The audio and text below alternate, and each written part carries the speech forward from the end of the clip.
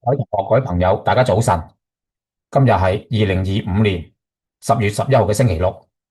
嗱，剛剛過去嗰個星期咧，就唔使你嗰個星期一至四啦，淨係睇尋晚。因為尋晚嗱，大家睇呢個係尋晚夜期喺11點附近，特朗普講牽涉到同中國嘅關稅惡化問題，結果尋晚個夜期由26438呢個頂跌到落嚟24968，跌咗過千點嘅。咁所以就當然唔係淨係我哋跌啦。好多嘢都跌啦，咁即係話突然間出現呢個咁樣嘅壞消息，會對我哋有啲咩影響呢？咁當然我哋會逐個市場去睇，然後再睇翻我哋嗰個恒生指數期貨。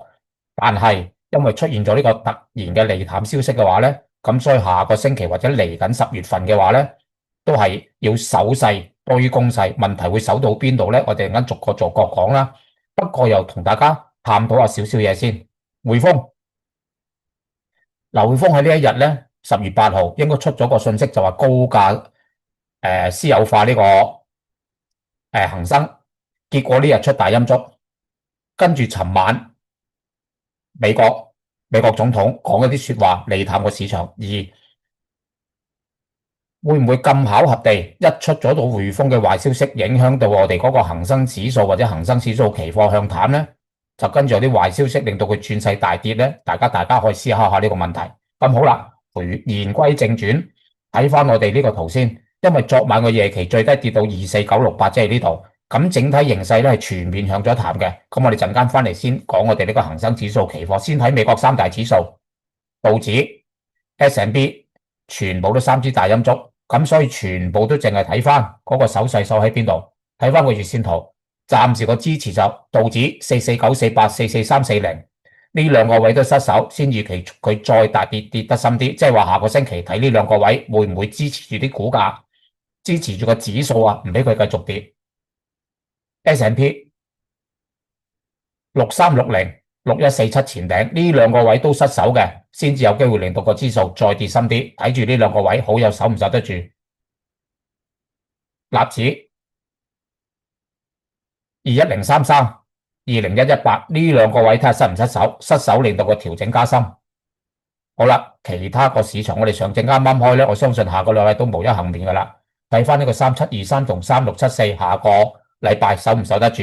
嗱，啲黃金咧本來就應該要跌嘅，因為呢日出咗啲大陰燭食糊，但係會唔會因為呢個關稅戰嘅問題，令到佢咁樣都跌唔落，而可以再升破呢兩個位繼續升咧？如果能夠升穿呢支陰燭沽升嘅話咧，咁我諗啲沽家咧暫時會打消咗沽落去嘅念頭，因為又有好多買盤向上行啊。咁關鍵就係話，如果升穿呢兩個頂，最低消費見4100或以上，所以下個星期睇下究竟係破到呢兩個頂向上，定破到呢兩個底向下，然後先至估跌穿3750去3900、3850係最低要求，升穿出4050、4100同4150係最低嘅要求，大家去睇翻呢個情況啦。跟住我哋嗰啲重要股票逐隻睇，唔敢講佢升啦，淨係又係睇翻啲支持位700。第一個支持600，第二個支持542.5，第三個支持493，即係話由600到500，睇下支唔支持得住啲股價唔好再跌，守到呢啲位，然後升翻上去，先至再升，先至再估升啊！阿里巴巴升穿咗178去到186，而家暫時第一個支持位咁啊，梗係呢個啦，因為呢個係本身大陽燭個底部啊嘛。變咗係大陽燭個底部，同呢個100蚊係支持區，失守翻100蚊先至再諗會跌深啲。1810已經唔靚噶啦，繼續麻煩，變咗就係話如果失守埋個48.2咧，睇下36蚊呢度支唔支持得住，即係話由50蚊到36，睇下邊度揾到個支持位。呢就係1810，跟住3690，估計下個星期應該嗰個95都隨時失守噶啦，睇下95到61喺邊度揾到支持。9618仲喺1100樓下，睇下100蚊揾唔揾到個支持。其他388港交所405到384，睇下揾唔揾到支持，揾唔到支持麻煩。到最後隻匯豐95到84，睇下揾唔揾到支持。當然啦，呢度全部都係預計佢跌嘅。咁如果會唔會有奇蹟出現呢？700唔知點解竟然跌唔到支持位，竟然可以入翻嚟呢個664.5，破埋669，先至可以樂觀啲地睇爆頂。9988唔肯跌落去啲支持位，竟然見翻179、180先至諗爆頂。1810竟然唔肯跌落去50蚊樓下，可以升翻上嚟呢個54個1毫半，陽燭個底咧，先至諗佢上去試翻啲阻力位。3690唔肯跌去95個3毫半，竟然可以入翻嚟104個1呢個位，先至諗佢再跌極都唔死，試翻高位。9618唔肯跌去100蚊，竟然升穿137.2，先至諗翻好啲。388唔肯跌落去405、384，竟然升穿翻呢個453.8，即係企得穩450啦，先至諗可唔可以繼續向好。匯豐要等奇蹟出現，竟然唔肯跌，仲升穿翻你個108，先至等奇蹟出現。所以因為全部呢度咧都係唔靚嘅，所以今次咧用呢個圖同話俾大家出去解釋啦。因為夜期已經跌到24968，直頭呢度好明顯係做咗個穿頭破腳向淡嘅形態，仲比 ABC 更嚴重嘅呢個形態。咁即係話咧落去沉底就預咗。咁啲底喺邊度咧？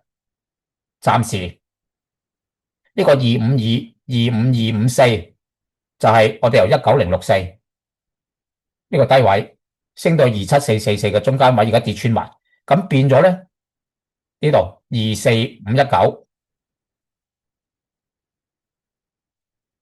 同埋呢個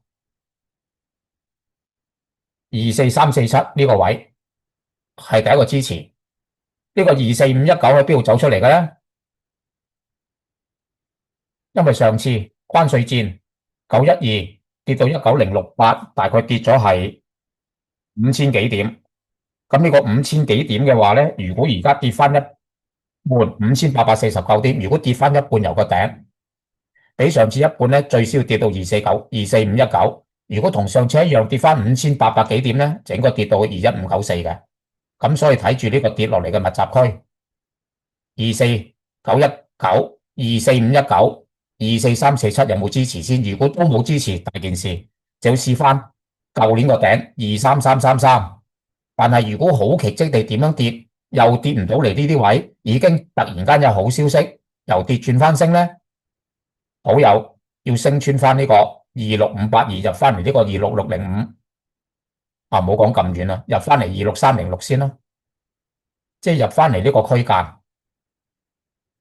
先至講止跌反彈或者止跌入翻嚟306破埋605，先至講止跌回升啦。咁啊，下個星期暫時嚟講咧，對所有嘅市場咧，應該都唔係一個好消息嘅市場嚟嘅。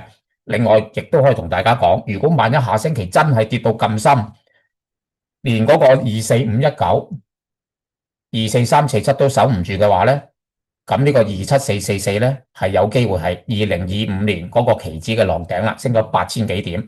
咁啊，但係跌到嚟呢度跌得咁深，越跌得深，將來升穿呢個頂咧，佢越行得高。不過暫時唔敢咁樂觀，第三季可以盡快地由跌轉升，除非真係沽落嚟呢度，竟然全部呢啲位都唔失手，仲竟然入翻嚟306，先至慢慢講。咁樣嘅話咧，咁啊唔同睇法啦，先至樂觀地今年爆埋個頂，更上一層樓啦。好，今個星期嘅功課到此為止。咁啊，希望大家下個星期睇市真係要睇得小心啲啦。下個星期再同大家做功課，拜拜。